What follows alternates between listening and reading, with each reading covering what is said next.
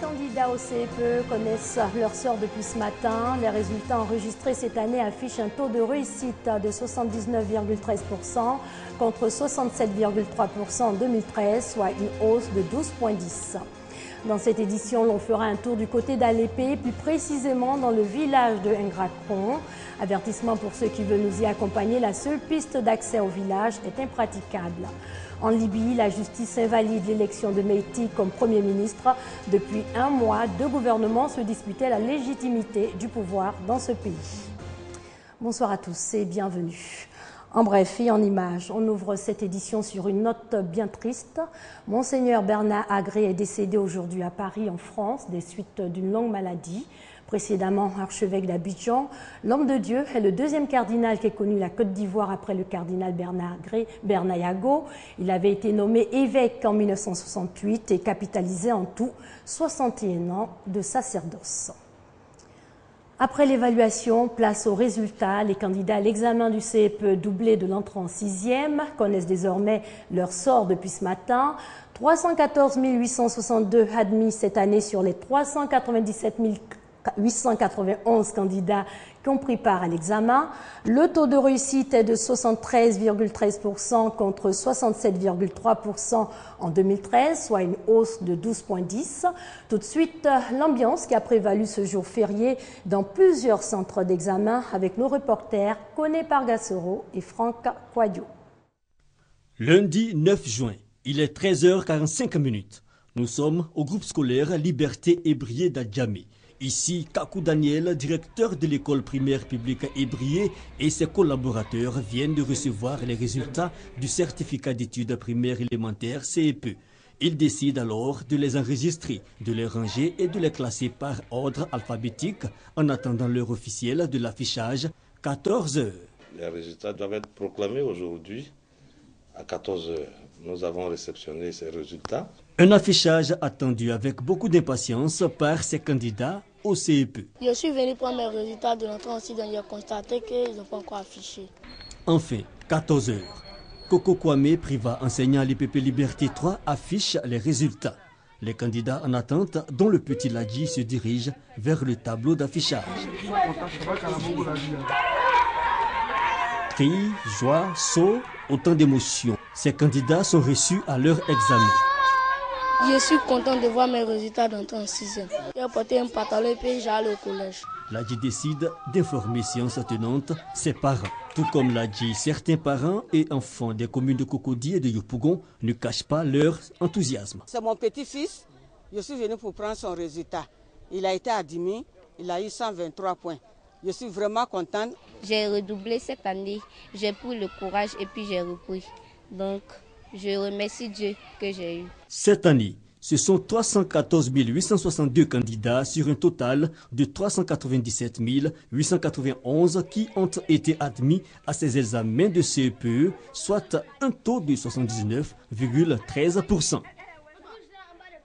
Alors, pour achever le processus, les nouveaux collégiens devront s'inscrire en ligne. À ce propos, les élèves, d'une façon générale, sont invités à s'approprier l'inscription en ligne dans les lycées et collèges qui débutent à partir du 15 juin. En attendant demain, une autre phase s'annonce. Il s'agit des épreuves écrites du BEPC. Direction à présent Ngrakon, un village de la sous-préfecture d'Alépé. Les élèves les plus méritants de cette localité ont été récompensés. Des kits scolaires leur ont été offerts par le conseil de développement de la localité. Olapade Déborah et Patricia Omo. 85 élèves des classes du CP1 au CM2 du groupe scolaire Ngrakon dans le département d'Alépé ont été primés pour leurs bons résultats scolaires. Ce sont 9 mois de dur labeur et de travail acharné qui sont salués par ces récompenses à l'occasion de la fête de l'excellence. La fête de l'excellence, c'est une source de motivation. Quand les enfants voient leurs camarades recevoir les dons, alors je crois que dans l'avenir, ça va motiver les autres à mieux travailler. Les 5 premiers de chacune des 19 classes que compte le groupe scolaire Ngrakon ont reçu des produits de toilette, des cahiers et des livres. De quoi préparer leur prochaine rentrée scolaire. Ce sont des élèves satisfaits qui ont exhorté leurs amis à suivre leur exemple. En classe, j'étais la première. Je lisais mes leçons à la maison. Seul le travail paie. Donc je demande à mes camarades de redoubler d'efforts pour avoir des récompenses l'année prochaine. Les élèves qui n'ont pas été primés promettent de redoubler d'efforts pour être aussi cités en exemple la rentrée prochaine. Je n'ai pas eu de cadeau parce que je n'ai pas étudié bien cette année. L'année prochaine, je vais étudier bien pour avoir cadeau. Je ne suis pas parmi les 5 premiers. Je vais me mettre au travail. La fête de l'excellence à Ingracon est à sa première édition cette année. Créé en 1958, ce groupe scolaire compte 497 élèves pour ces 3 écoles et a obtenu un taux d'admission de 89% au CEPE 2014.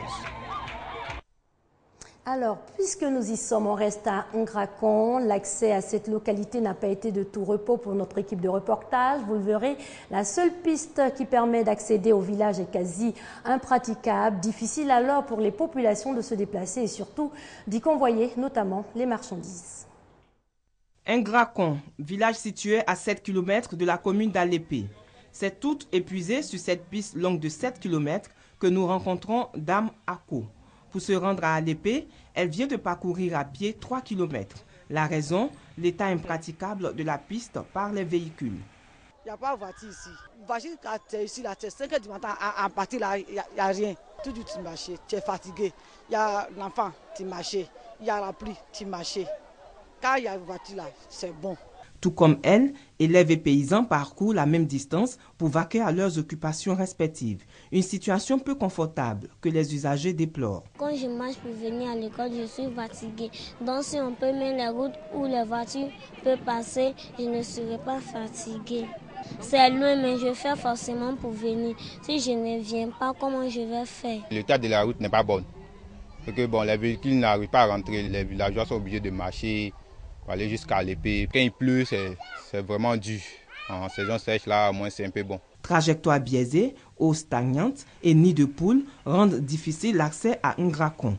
Face à ce constat, le président de la mutuelle du développement du village explique que la réhabilitation de l'axe Alépé Grand Bassam sera d'un enjeu important pour le développement de ce département. Il y a des opérateurs économiques qui sont dans les secteurs. Au moment où je vous parle, ils ne peuvent même pas évacuer leurs produits. Notre premier objectif, c'est que la voie Alépé Grand Bassam soit bitumée. En plus de la voirie impraticable, un autre mal qui mine Ingracon est l'état de délabrement et le manque d'équipement de son école primaire. Tout à fait. Autre chose à présent, la ratification par le chef de l'État de la Convention 61-106 de l'ONU relative aux droits des personnes handicapées a été saluée par l'ensemble des personnes présentant diverses infirmités. Aujourd'hui, l'Association des paralysés de Côte d'Ivoire poursuit le plaidoyer. L'APCI qui appelle à des projets concrets en vue de l'amélioration des conditions de vie des handicapés. Patricia Omouetia. L'Association des paralysés de Côte d'Ivoire milite au niveau national pour permettre aux personnes en situation de handicap d'accéder à une égalité de droits et à l'exercice de leur citoyenneté. La PCI, qui veut participer pleinement aux actions de développement de la Côte d'Ivoire, souhaite ardemment l'application entière de la loi dite d'orientation en faveur des personnes handicapées. Une volonté affichée du gouvernement d'aider les personnes handicapées à rentrer à la fonction publique au titre de l'année 2014 a été vraiment affiché. Et que le Premier ministre a annoncé que le recrutement dérogatoire commencerait ce mois de juin 2014, précisément le 15. Il était opportun pour nous d'encore lui dire merci et dire merci à travers lui au président de la République, son Excellence Alassane Ouattara, et à tout son gouvernement pour cet élan. Action soutenue par la Fédération des organisations républicaines pour la cohésion et l'émergence.